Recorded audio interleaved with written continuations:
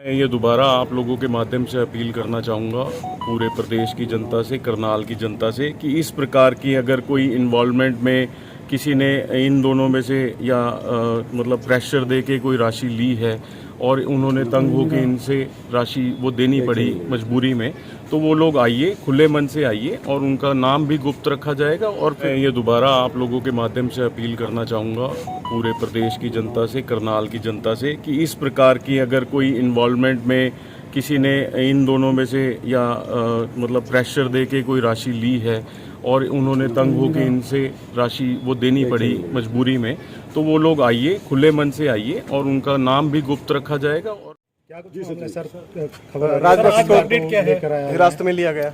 जो हमने ये डीटीपी साहब को पहले गिरफ्तार किया है, उसी मुकदमे में तहसीलदार राजबक्स को गिरफ्तार किया गया है।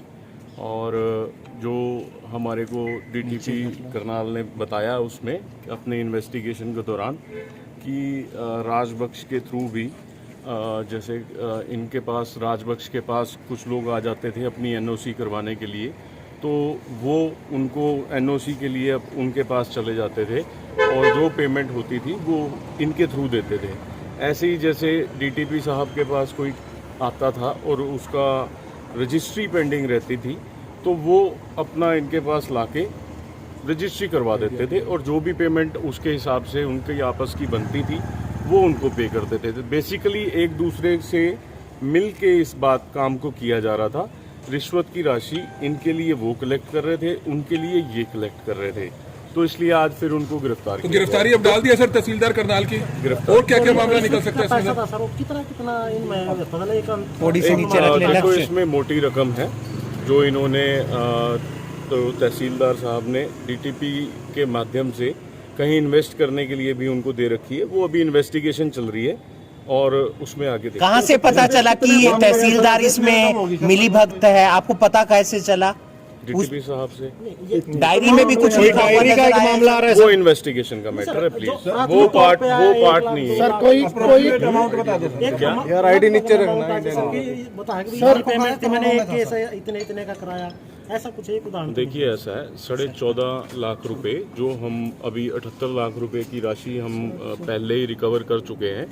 वो राशि में से डीटीपी ने बताया कि जो तहसीलदार ने मेरे को कुछ एनओसीज करवाने के लिए काम लेके आए थे, उसमें से 14.5 लाख रुपए जो ऑलरेडी रिकवर्ड है वो इनके द्वारा दिए गए। तहसीलदार से भी तहसीलदार द्वारा दिए गए। सर तहसीलदार से भी कुछ अभी उनको रिमांड पे लिया जाएगा और फिर आगे करेंगे। सर ऐसी बहुत सी रजिस्ट्रियां निकल कर सामने आई है कि 8100 रजिस्ट्रियां जो कराई गई थी, जो पिछले मामलों में जुड़े हुए हैं, उसमें भी शामिल जांच किया जाएगा। उसमें भी बता रहे हैं कई सौ करोड़ का मामला है ये। अभी ऐसा है, इनको आगे रिमांड पे लेंगे, रिमांड पे लेने के बाद आगे उसको इन्वेस्टिगेट। अब तहसीलदार राजबक्स की गिरफ्तारी है, उसके साथ कोई और भी है? क्योंकि कानून को या पटवारी जो है और भी लोगों के नाम है। तहसीलदार राजबक्स को 14.5 लाख वाला क्या मामला था सर? एक बार फिर से बता दीजिए। दोबारा बता देता हूँ कि तहसीलदार के पास कुछ लोग जो आते थे एनओसी करवाने के लिए डीटीपी से, तो वो लोग जो इनके जानकार थे वो अपना काम करवाने के लिए इनके माध्यम से चले जाते थे और जो हमारे पास वो राशि वहाँ से रिकवर हुई है 78 लाख के लगभग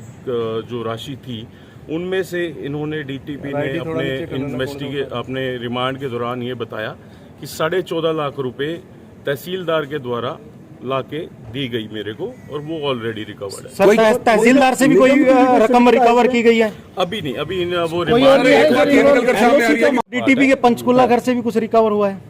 हाँ, वहाँ से हमारे को काफी सारे डॉक्यूमेंट्स वगैरह मिले हैं। क्या उसका अभी अवलोकन चल रहा है। कोई नकदी? वो जैसे नहीं, नकदी नहीं, जो प्रॉपर्टी के डॉक्यूमेंट्स मिले हैं उसका अभी उनसे पूछताछ चल रही है। कॉर्पोरेट ठीक तरह से नहीं कर रहे हैं, तो इस वजह से हमारे को सर बताया जा रहा है कि तहसीलदार के भी अल्फा सिटी या सीएचडी सिटी आसपास कई जगहों पर बेनामी संपत्तियां हैं, कुछ इसकी भी पता चल पाया है? देखिए, वो उनके रिमांड के बाद ही आगे इन्वेस्टिगेशन में क्या निकल के आता है। एक लोगों से अपील करना चाहेंगे, क्योंकि करनाल के डीटीपी गिरफ्तार हो जाते हैं, करनाल के तहसीलदार गिरफ्तार हो जाते हैं, जिन जिन लोगों ने पैसा दिया या जिनसे इन्होंने फ्रॉड किया वो खुलकर विजिलेंस के सामने आ सकते हैं। सर, मैं ये दोबारा आप लोगों के माध्यम से अपील करना चाहूँगा पूरे प्रदेश की जनता से, करनाल की जनता से, कि इस प्रकार की अगर कोई इन्वॉल्वमेंट में किसी ने इन दोनों में से या मतलब प्रेशर दे के कोई राशि ली है और उन्होंने तंग होकर इनसे राशि वो देनी पड़ी मजबूरी में, तो वो लोग आइए, खुले मन से आइए और उनका नाम भी गुप्त रखा जाएगा और फिर आगे उनको हम कोई और अधिकारी भी सर शामिल हो सकता है, कोई और अधिकारी भी? वो इन्वेस्टिगेशन का पार्ट है। सॉरी आप सर कोई और अधिकारी भी शामिल हो सकता है? देखिए वो आगे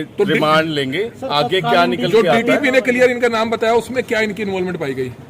डीटीपी ने जो हमारे को इसके बारे में बताया वो मैं आपको बता चुका हूं लक्षित कि 14.5 लाख रुपए इन्होंने एनओसी करवाने के नाम पे डिफरेंट लोगों से इन्होंने कलेक्ट करके और आगे दी, जो ऑलरेडी डीटीपी साहब के घर से रिकवर की गई है। ठीक है, आगे हम तो इनका दोनों एक रिमांड दूसरे कॉल के करेंगे। पूरक थे, उसके बिना उसका आप काम? बिल्कुल ये बात को ले सकते हैं कि उनका काम इनके बगैर नहीं चल रहा था और इनका काम उनके बगैर नहीं चल रहा था। एनओसी पे रजिस्ट्री पर एनओसी। बिल्कुल कहा यह भी जा रहा है कि वो आगे आएगा, वो आगे इनकी रिमांड लेने के बाद क्या बात आगे निकल के आती है हम आपसे शेयर तो अब कोर्ट में पेश कर तहसीलदार का भी रिमांड लिया जाएगा? बिल्कुल लेंगे।